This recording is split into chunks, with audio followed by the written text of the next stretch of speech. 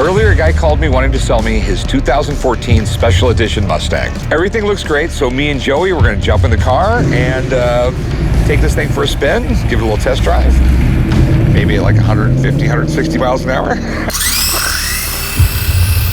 Is that the key to the showcase? Is that my key? No.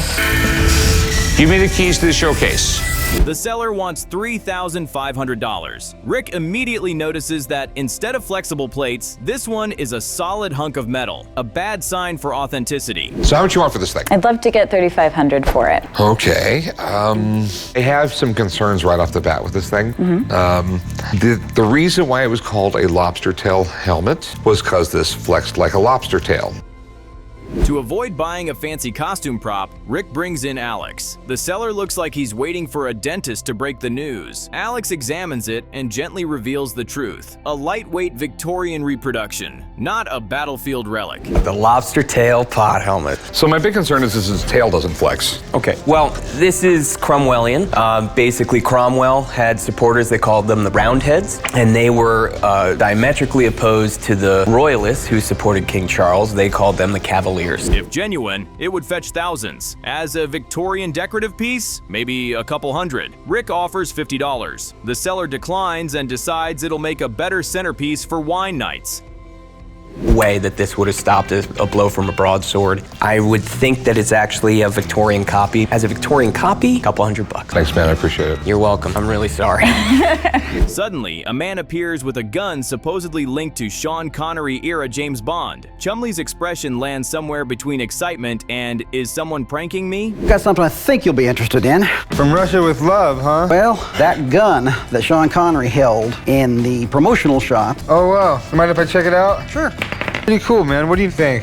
I think you need to wear a tux. Yeah, I don't wear tuxes, man.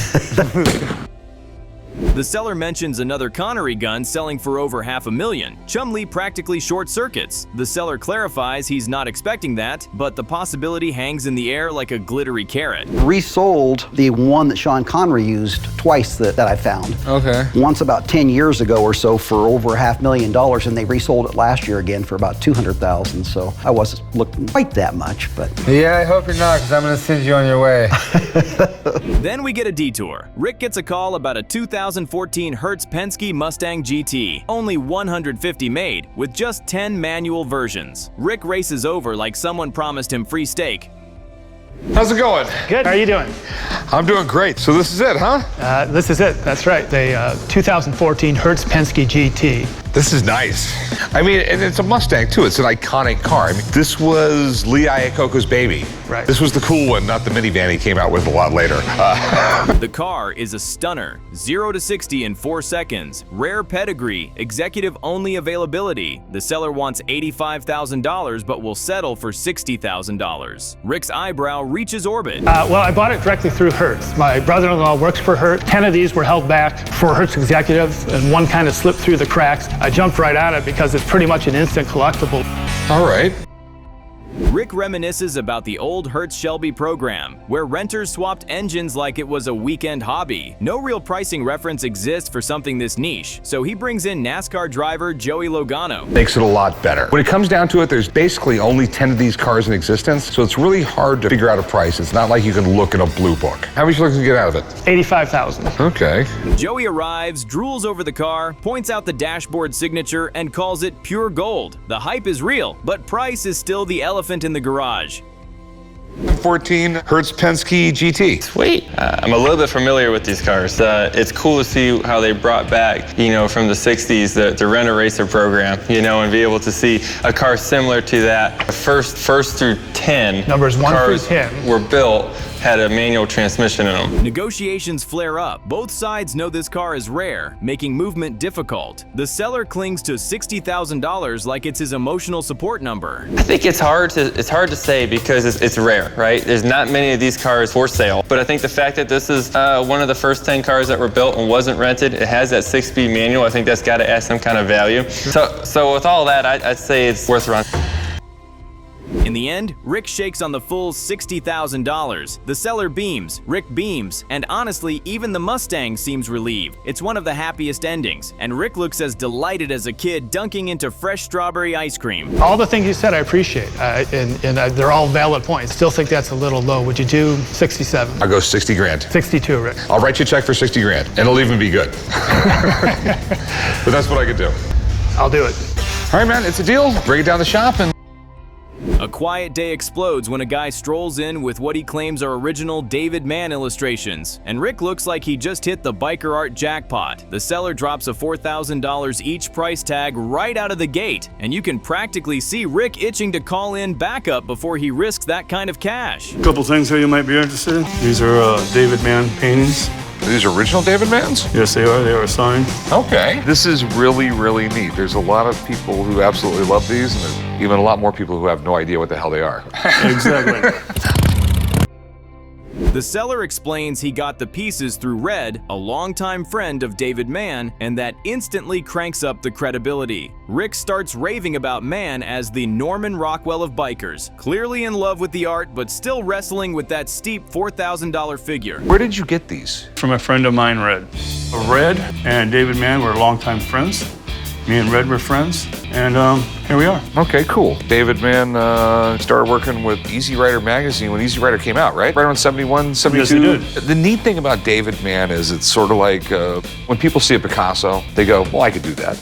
Rick breaks down how Mann's work in Easy Rider magazine basically shaped the entire biker art aesthetic for generations. The seller keeps insisting they're originals while Rick balances his fanboy excitement against the realities of running a business, finally deciding it's expert time before anyone commits.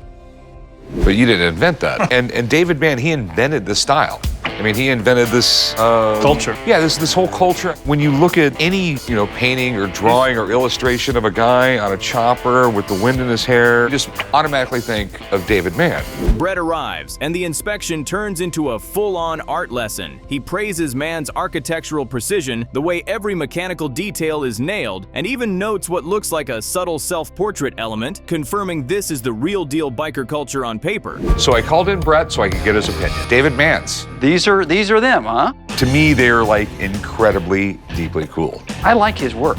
Now these are more in line with his illustrations. He also did paintings. He was known for a lot of his narratives. He was I think he was referred to in some circles as kind of the biker's Norman Rockwell. Yes, he was. Then it's pricing reality. Brett explains that while Mann's fully painted pieces can hit 5 figures, these illustrations sit lower on the ladder, estimating one at about $2,500 and the other around $2,000. Rick's heart wants them both, but his brain knows this is where dreams meet budget limits. They say that he captured all of himself in there. Okay, well this is the kind of the image that I recognize of him, with kind of the beard and the longer flowing hair. Very interesting. David Mann, he is a biker himself. He's very much immersed in that whole lifestyle. He builds his own choppers. He was in a number of biker gangs, and he's a fantastic artist to boot. His works are just really top-notch quality. Negotiations fire up fast. Rick opens with $3,000 for the pair. The seller counters at $3,500, and Rick's attempt to stay emotionally detached totally fails as he agrees to the $3,500 deal just so he can own them. Can I give you $3 grand for them? When was the last time you saw one of these? It's been, actually, I've never had these come in my shop, so, I don't think they'll stay here long. what's your best price on these? 35. The energy flips when another seller shows up with a vintage early 1970s spy pen radio that looks ripped straight from an old comic book ad. Rick lights up with pure childhood nostalgia as the seller asks $300 and swears it still works, while Chumley clowns on him for chasing Stone Age tech. Hey, how can I help you? Get this vintage early 1970s spy pen radio. Cool. Did you get this out of the back of a comic book?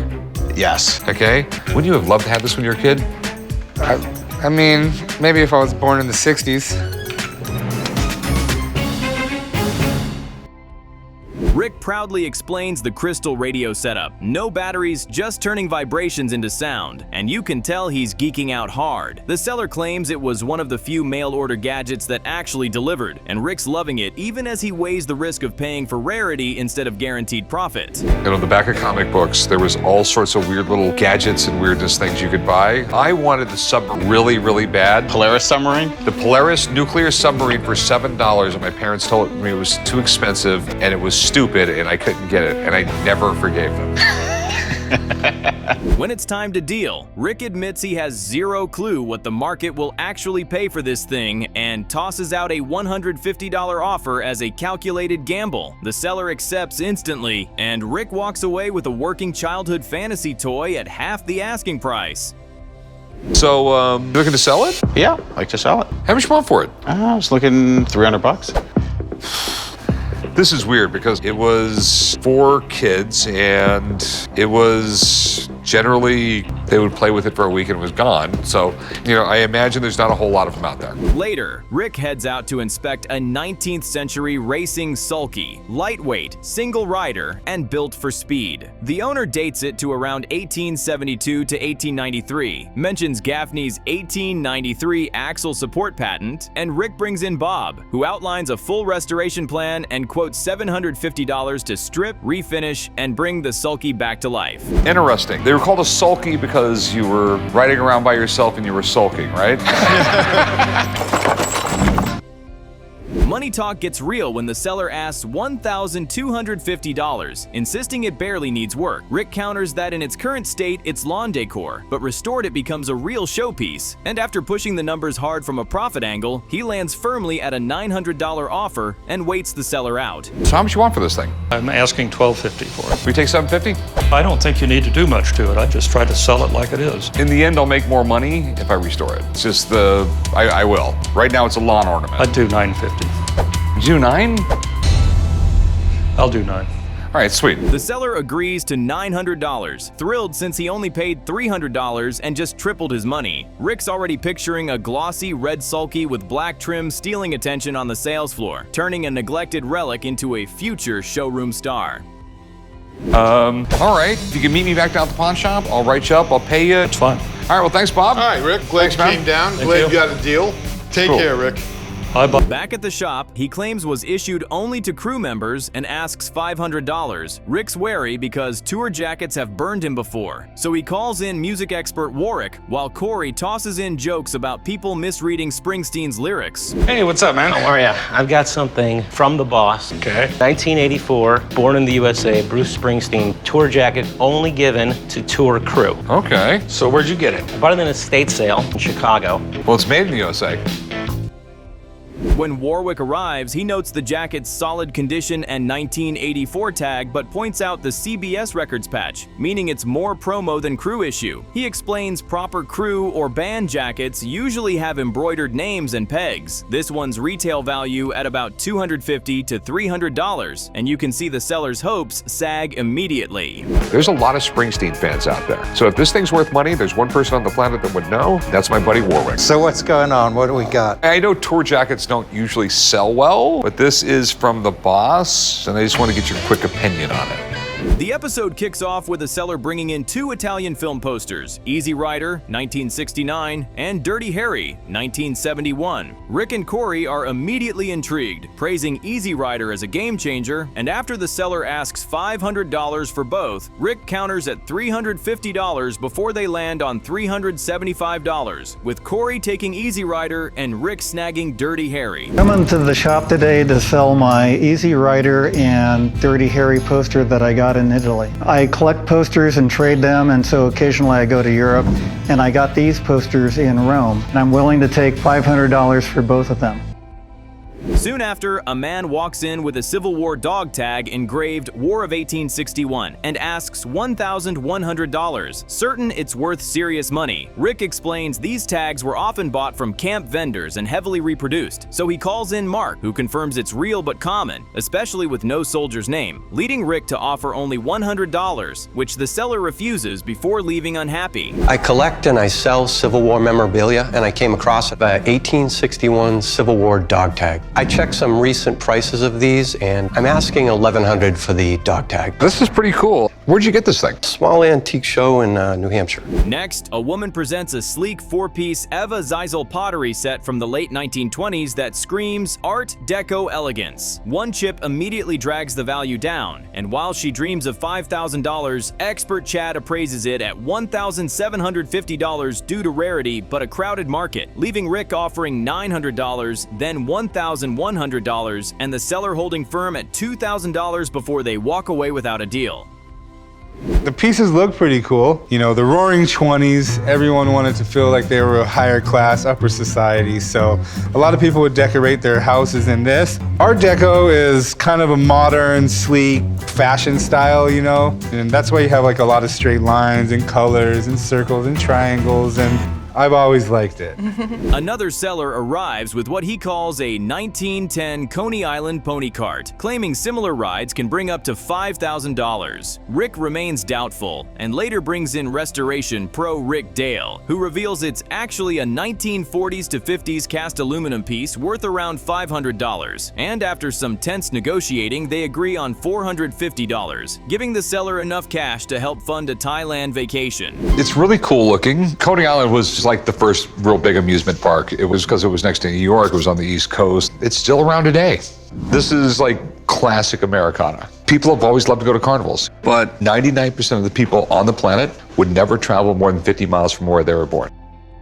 Rick decides to restore the pony cart as a surprise attraction for Chumley's candy shop. Chum imagines a glitter bomb unicorn theme, pearl white horse, pink mane, and maximum sparkle, while Rick Dale promises to add some dazzling touches that will make it a kid magnet. Pretty good, what's up? You got a big old smile on your face? I bought you a little pony cart. I'm getting it all restored by Rick Dale, so you can set it out in front of your candy shop. Great, I've been looking for something a little extra spadazzle to put out front there. I just wanted to reward you for your entrepreneurial spirit, and gotta hand it to you, you've paid rent every month. In the big reveal, Rick Dale presents the finished cart outside Chumley's store, not as a unicorn, but as a candy chariot with red, green, and gold details and sweet themed designs. Chum is delighted anyway, posing next to it as Rick and Corey crack jokes, ending the episode with a bright, goofy moment. Hey, Chum. Hey, what's up, Rick? All right, how you doing? Good, good, good. What are you doing here? I'm ready. You ready? It's ready. Want to see it? Yeah, let's go. Yeah, come on. It's cool. Here, check it out. Oh my, this is awesome. Dude, look how good that is. Yeah, got your logo? Oh man, candy paint too? Yeah. I love the green stripe. This thing is so cool. The historical streak continues when Corey checks out an 1892 Grover Cleveland campaign ribbon in shockingly good condition, with the candidate's portrait and the White House still clear and the seller only asking $50. Corey jumps on it without haggling, calling it the easiest and maybe smartest buy of the day. Pretty good. I've got a Grover Cleveland campaign ribbon from 1892. Sweet. You know he's the only president that was elected twice and didn't serve consecutively, right? No, I didn't. Yeah, he served his first term. He lost to a guy named Benjamin Harrison. Then things level up with the arrival of a 1978 Triple Crown Trophy, one of only 13 made and awarded to a firm's trainer. Designed by Cartier and priced by the seller at $500,000, it stuns Corey, and expert Dan backs the valuation at $500,000. But even after Corey offers $225,000, the seller refuses to budge from $500,000, so the ultra-rare piece walks out unsold. This is a 1978 Triple Crown Trophy. Really? Yes. You don't look like the size of a jockey. No. I have a 1978 Triple Crown Trophy. Since this is one of the only ones available, I thought it would be a good investment. I'm hoping to get $500,000 for the trophy. Right afterward, a man surprises Rick with what he thinks is a Roman toga pin and asks $1,200. Expert Bob Dodge examines it and reveals it's actually Villanovan, older than Rome itself and nearly 3,000 years old, values it at $2,500, and Rick works him down to a $1,200 agreement after starting at $1,000, landing a genuinely ancient treasure. So where did you get this? It was a gift from a friend. They picked it up at a garage sale, actually, but I don't know how old or what it might be worth or anything like that. Well, it looks old. I mean, it could be Roman. A seller unveils a 1977 Dodgers pennant with a bold Frank Sinatra signature splashed across it, and the room nearly stops. He claims Sinatra attended the '77 October games and wants $1,500 retail, but says he'd settle for $750, while Corey listens with that skeptical, maybe, but prove it expression. I have a 1977 World Series Dodgers pennant that I bought at an auction, and I noticed this signature on it. Okay, that looks like Frank Sinatra. Oh, Blue Eyes, huh? He probably was a Dodgers fan. I knew I didn't like him.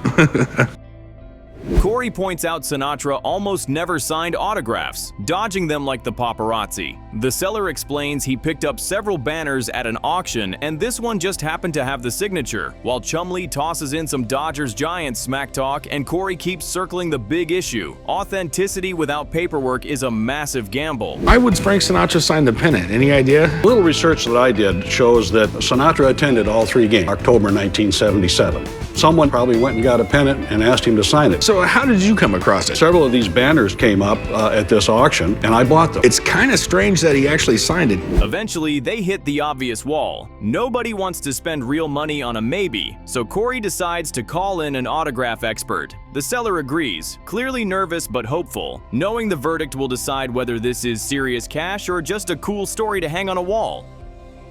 I've got some concerns here. I'm just kind of trying to wrap my head around Frank Sinatra on a Dodgers pennant. You know, it's kind of two real things that don't really go together. You know, if you had the actual team signing it, then, you know, I could see a value there. If you had, you know, a Frank Sinatra set list signed by him, I could see some really value there. I'm not a signature expert. Steven, the autograph specialist, arrives and immediately mentions Sinatra was a hardcore Dodgers fan who even sang the national anthem on opening day in 1977. That detail suddenly makes the whole story feel way more believable, turning the pennant from random memorabilia into a potentially legit piece of baseball music crossover history. Frank Sinatra was a huge baseball fan, and he was a huge Dodger fan. Matter of fact, him and Tommy Lasorda were as close as could be. So on April 7th, 1977, which is the same year as that pennant, he came out opening day, sang the national anthem for him, and they bonded ever since then.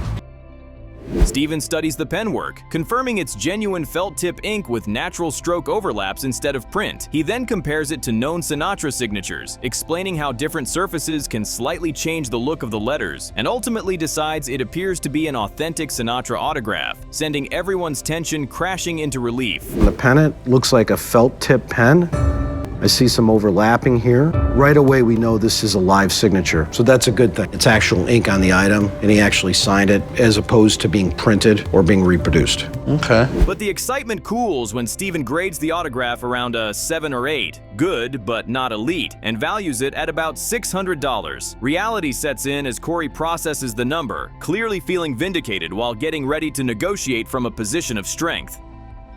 So you think it's official? Well, based on everything I've seen today, the ink analysis, looking at the exemplars side-by-side comparison, I feel that Frank Sinatra signed this pennant. Yes. So it's still worth nothing, right? Well, not exactly. Corey opens with a $300 offer, and the seller fires back at $700 as they inch toward common ground. After a quick volley through $450 and $500, Corey suggests splitting the difference, and they close at $475, turning the seller's $25 auction buy into a near $500 win. My guy said, reasonably, I can expect to get $600 out of it. I'll offer you 3. My research is a little different. Online, Frank Sinatra's signature just plain is $1,200 asking price. And I'd like to negotiate with you. $700, I think that would be a fair price. Then the backlot transforms into pure movie geek heaven when a Back to the Future DeLorean time machine replica rolls in. It's loaded with fan-favorite details, the flux capacitor, glowing gadgets, the whole cinematic vibe, and the seller explains he spent a decade building it from childhood obsession, while Rick can't help grinning at the spectacle. I like it when people bring cars to the shop, because generally, I get to take them for a spin. The DeLorean time machine from Back to the Future. You gotta see this thing in the dark. Awesome. The owner walks Rick through the build, pointing out aircraft-grade components, custom aluminum work, and the Mr. Fusion housing cobbled together from a coffee grinder. Rick is impressed by the craftsmanship, but points out the harsh truth hiding in the engine bay. It's still a stock DeLorean powertrain, meaning looks far outpace performance. Is this the actual one from the movie? No, this is a replica that I built. I'm just a huge fan, and it's the ultimate movie car. What possessed you to build this? When I was a kid, I saw that car fly away at the end of the movie, and I've been in love with it ever since. And when I was old enough, I bought a DeLorean and just started tinkering with it, and after about 10 years, you end up with this. Inside, the time circuits light up as the seller jokes about going back to prevent Rick from ever being born, which hits with savage humor. The flux capacitor glows, the dashboard screams nostalgia, and emotionally, it feels like a time travel fantasy, even though underneath it's still the famously underpowered stainless steel sports car. At the DeLorean, he was figuring out how to travel in time, but he called up Marty to come down and talk to him. They hop in the DeLorean and they just go back in time. And then from there, he was just trying to fix the chain of events that he had screwed up. Okay. Normally I go check the car out, but I don't know what I'm checking out. Well, come here, I'll give you the tour. When they finally talk money, the seller claims replicas like this sometimes approach 6 figures, practically making Rick choke. Rick counters with a far more grounded $10,000 estimate, pointing out that no matter how cool it looks, the gap between fan value and real-world resale is enormous. What do you want for it, though? How close to that number do you think you can get? Like 10 grand? I get $10,000 worth of time circuits in the dash. Even if it was a stock DeLorean, it'd be worth twice that much. A stock DeLorean that ran good and didn't have a lot of mechanical problems. How many time machines have you ever? You gotta come up a little. The seller pushes for around $80,000 and argues the car would drag crowds into the shop, but Rick holds firm. He warns that necessary mechanical upgrades would devour profits and that replica movie cars rarely sell like originals. So after a tense pause, he walks away and the deal dies on nostalgia's hill. It's just it. There's the original and then you have this. Think of the draw of putting it in the store. People will funnel in to see it. You know what? All I can tell you is thanks for bringing it by. You're gonna find very few people in this world willing to spend money to buy a replica time machine. Later, a self-winding stock ticker comes in, pitched as the earliest form of pay TV for the finance world, feeding real-time prices to your office for a monthly fee. Rick loves the concept, but notes it's not one of Edison's earliest models, needs cosmetic attention, and more likely dates from 1900 to 1910, while the seller wants a towering $12,000 to $14,000. This is a self-winding stock market ticker tape machine. Okay. This was basically the first pay TV. What do you mean first pay TV? This was mass media into your house, but you had to pay for the service. He's too young, he doesn't appreciate what you're telling him. Rick counters with a firm $2,500, and they spar through $3,500 and $3,300 before he locks down his final offer at $3,000. After a tense pause, the seller agrees, turning his $30 buy into a massive gain and giving the shop another historic piece with a killer profit margin. I want you to buy it. How much you want for it? 14 grand sounds. Sounds ridiculous. Okay. Ones that are much earlier than this and a lot better shape, go for that kind of money. This is some of the problems you have with this one right here. It needs to be cleaned up. It's 1900, 1910, it's not 1869. Big difference. It's not an Edison.